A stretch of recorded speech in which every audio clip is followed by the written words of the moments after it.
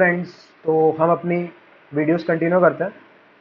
तो आज की वीडियो का टॉपिक वैसे तो इंडेक्स फंड है, लेकिन उससे पहले मैं म्यूचुअल फंड्स के बारे में डिस्कस करूंगा कि आखिर म्यूचुअल फंड्स क्या है। ठीक है, तो mutual funds are what we can call them as asset class management firms. Asset class management firms कह सकते हैं, जिनके पास एक लाइसेंस होता है कि वो they can take money from people,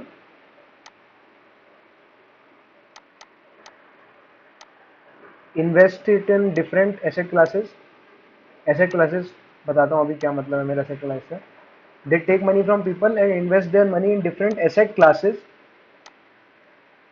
and they provide them with returns. इन इसके बदले में they charge some cut some percentage of their money, usually it's 2.5%। तो डिफरेंट एसेट क्लासेस से मेरा मतलब ये है कि they can invest in debt, they can invest in equity. Equity मतलब स्टॉक मार्केट, डेट मतलब एफडी वगैरह, फिक्स डिपॉजिट जो भी हुए, जो फिक्स रेट ऑफ रिटर्न देते हैं। फिर आपका बॉन्ड्स वगैरह सब उसमें आ गए। फिर आपका हो गया ज़मीन वगैरह हो सकती है, लैंड, गोल्ड हो सकता है, या कोई और कमोडिटी हो सकती है ना, कोई भी और कमोडिटी।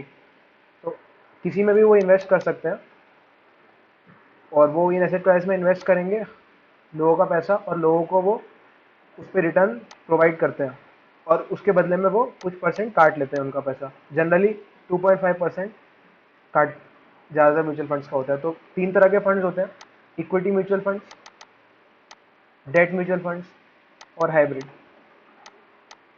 इक्विटी वाले वो जो 100% स्टॉक मार्केट के अंदर इन्वेस्ट करते हैं, डेट वाले वो जो 100% डेट में इन्वेस्ट करते हैं, और हाइब्रिड वो जो दोनों में मिक्सचर इन्वेस्ट करते हैं, कुछ परसेंट स्टॉक मार्केट के अंदर, कुछ परसेंट डेट के अंदर करते हैं। तो इसका एग्जांपल एक एनपीएस स्कीम ले सकते हैं आप, नेशनल पेंशन स्कीम। तो इस टाइप के चाइल्ड प्लान्स वगैरह होते हैं कुछ। तो ये आपके तीन तरह के म्यूचुअल फंड्स हो गए। तो ये आपका डायरेक्ट इक्विटी हो गई, और डायरेक्ट इक्विटी से हटके म्यूचुअल फंड इन्वेस्टमेंट।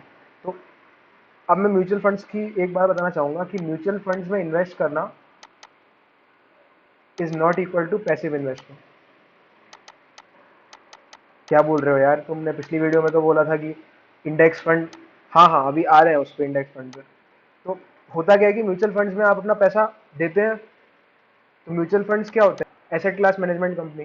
तो उन लोगों ने कुछ प्रोफेशनल्स हायर कर रखे होते हैं, जिनको आप फंड मैनेजर्स बोल सकते हैं। प्रोफेशनल्स हायर कर रखे होते हैं। तो ये प्रोफेशनल्स आपके पैसे को वो डिसाइड करते हैं कि किस में इन्वेस्ट करना चाहिए, और वो आपको रिटर्न निकाल के देते हैं इन्वेस्ट करके। तो एक तरह से कहा जाए तो वो अपना पोर्टफोलियो चेंज करते रहते हैं। तो एक तरह से ये एक्टिव इन्वेस्टमेंट हो गया ना, कि जो फंड मैनेजर्स हैं वो तो अपना पोर्टफोलियो बार बार चेंज करते रहेंगे ना। वो तो अपना टाइम करने की कोशिश करेंगे, मार्केट को बेस्ट रेट ऑफ रिटर्न निकालने की कोशिश करेंगे, और उसके बदले में आपको पता ही है कि वो कुछ परसेंट आपके पैसे का काट लेंगे, है ना। तो ये पैसिव इन्वेस्टिंग नहीं हुई, दिस इज एक्टिव इन्वेस्टिंग। तो but there is a kind of fund, index fund. तो इस फंड में क्या होता है कि ये फंड आपको पैसिव इन्वेस्टिंग का पैसिव इन्वेस्टिंग है।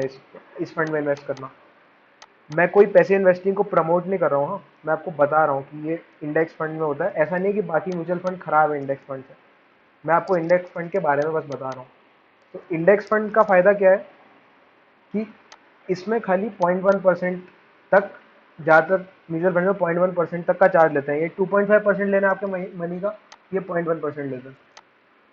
तो ये क्या करते हैं, ये बस वही है, निफ्टी 50 हो गया, सेंसेक्स हो गया, जिस भी इंडेक्स का इंडेक्स फंड है, उस इंडेक्स में जिस वेटेज में कंपनीज रहती हैं हर समय, उसी वेटेज में वो आपके इन्वेस्टमेंट को भी मेंटेन करके रखते हैं, है ना। बस, तो ये इनका काम है। तो अब एक सवाल उठना चाहिए आपके मन में कि हमें इंडेक्स फंड की जरूरत ही क्यों है आखिर? Why can't we invest in Nifty 50 या फिर सेंसेक्स ऑन आवर ओन, कि मैं खुद से ही अपने पैसे जो भी उसमें कंपनीज लिस्टेड है उनमें डालूं। तो एक्चुअली प्रॉब्लम क्या है कि ये मार्केट काफ़ी वॉलेटाइल है, तो ये चेंज होते रहता है। तो आप इतनी सारी चीज़ें ट्रैक नहीं कर पाएंगे, और आप खुद से ये चीज़ नहीं कर पाएंगे। तो इसके लिए हम फंड्स की तरफ जाते हैं, इंडेक्स फंड्स की तरफ, कि वो हमारे पैसे को मैनेज कर सकें। तो ये हो गया आपके इंडेक्स फंड्स। तो मेरे ख्याल से आप समझ चुके होंगे कि इंडेक्स फंड का आखिर लोचा क्या है। तो बस इंडेक्स फंड में इन्वेस्ट करने कुछ नहीं करना है, आपको इंडेक्स फंड वालों को अपने पैसा देना है। उसके कई तरीके हो सकते हैं, आप एक बार में दे दें, या एससिप में दें, या फिर और भी कुछ हो सकता है।